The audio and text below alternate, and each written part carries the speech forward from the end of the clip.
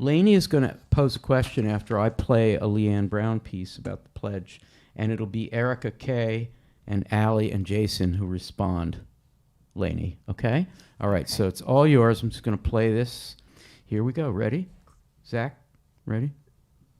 I pledge allergy to the flail of the United States of Amigo and to the reputation for which it stands, one national park, under Godmother, indivisible, with lice and kebab for allegiance. I pledge allegory to the flagellant of the United Statistic of Ammunition and to the reproduction for which it stands, one naughtiness, under good, indivisible, with lick and juvenile for anatomy. I pledge allelomorph to the flagelliform of the United State-of-the-Art of American English, and to the repudiation for which it stands, one nationalism, under go-getter, indivisible, with library science and juvenile court for alleluia. I pledge... Lainey? Oh, we're missing half of it. No, it's 47 seconds. Did we miss half? Should I read the rest of it? Yeah, go ahead. On my hop, I will try to serve Godmother, my coup de grace, and to live by the give and take scramble lawn. On my hoodlum, I will try to serve Goose, my coupon, and to live by the gladioli scrap heap laxative. On my honors of war, I will try to serve go-go dance, my country music, and to live by the gizmo scowl lawyer. Wow. Okay, so here's our question.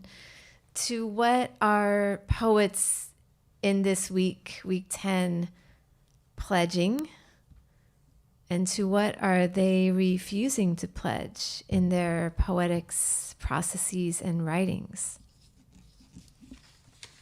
So you said Erica, Kate, Allie, and Jason? No, Erica, Allie, and Jason. Okay. Erica, which Erica? Kay. Erica K. To what are these poets pledging or not pledging? I mean, I think that they're pledging to interrogate language and the structures that normatively convey meaning. And I think that the thing that they're not pledging is kind of the opposite of that, which is to kind of accept something as it is without interrogating it or experimenting or putting it through different conceptual mechanisms. Amazing. That's so well said. I'm tempted to do the Al thing and ask you to repeat it, but... Why not? Okay, can you... Sorry. Or just a little bit of it. It's so good.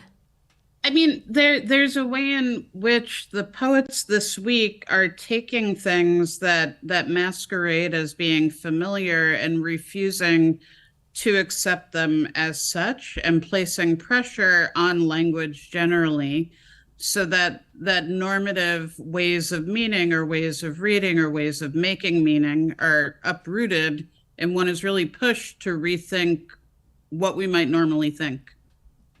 Fabulous. Thank you so much. Let's go to Allie. Yeah, that's so hard to follow. I feel like Erica really encapsulated to what they're pledging and to what they are not pledging. I guess I'm just thinking about refusing to accept things the way that they are given, especially because week 10 deals so much with kind of remixing materials that are already in our world. And there's, I think, even in talking about some of the poetry in this week that is apolitical, I do think that there's a political message kind of across the board in refusing to accept things the way that they are given or accept things the way that they appear in and of themselves. And to kind of scramble them or just re-see them as something different. Wow, I love it. Refusing, remixing, re-seeing. We'll add to Erica's interrogating. and refusing. Let's go to Jason. Yeah, I love what Eric and Ellie said, and I'd add that I think pretty much at least all the poets in the main syllabus are dealing with the the the strange properties of language as always a material thing, which is something that I feel like really comes to the fore here. It's like it's kind of moving around in other weeks, but here we really, I mean, uh, in say dog ear or card catalog, we're looking at material like either typewritten or uh, print, print material, because language, I think, previously is thought of from being originally like the word of God to something, ethereal and of the mind.